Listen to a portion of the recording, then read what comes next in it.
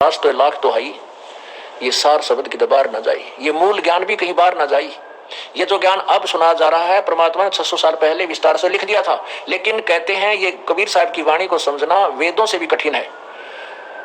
तो परमात्मा की वाणी के और कबीर परमेश्वर की रजा से ही समझी जानी थी। इससे पहले कबीरपंथी ढेर सारे हो लिए, बहुत बड़ा। अगर विश्व में कबीर पंथ को एक कर दिया जाए, जो कबीर पंथ कहलाते हैं, पंथी तो नहीं है वो, उनको ज्ञान तो है नहीं, ना उनके पास समाधान है ना भक्ति है, फिर भी जो कबीर पंथी कहलाते हैं, इतना विस्तार उस प्रभु की आज भी महिमा जो है एक नंबर पे है।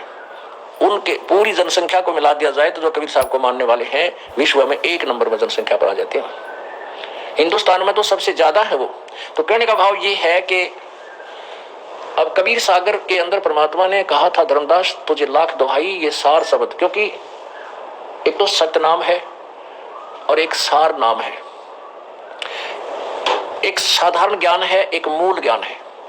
साधारण ज्ञान से तो कबीर पंथी परिचित है, लेकिन मूल ज्ञान से परिचित नहीं है।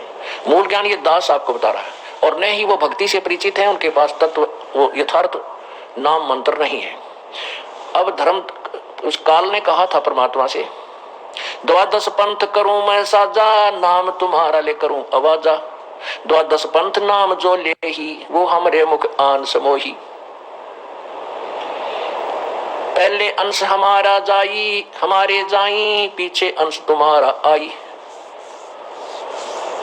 अब क्या बताया था परमात्मा से, काल की वार्ता हुई थी, तो काल ने प्रभु को से एक वचनबद्ध करके भिक्षा मांगी थी कि प्रभु आप 3 युगों में जीव थोड़े ले जाना, चौथा युग जब कलयुग आवे तब तो शरण जीव हो जावे, ऐसा वचन हर मोह दीजिए, तब तो गमन संसार ही कीजिए।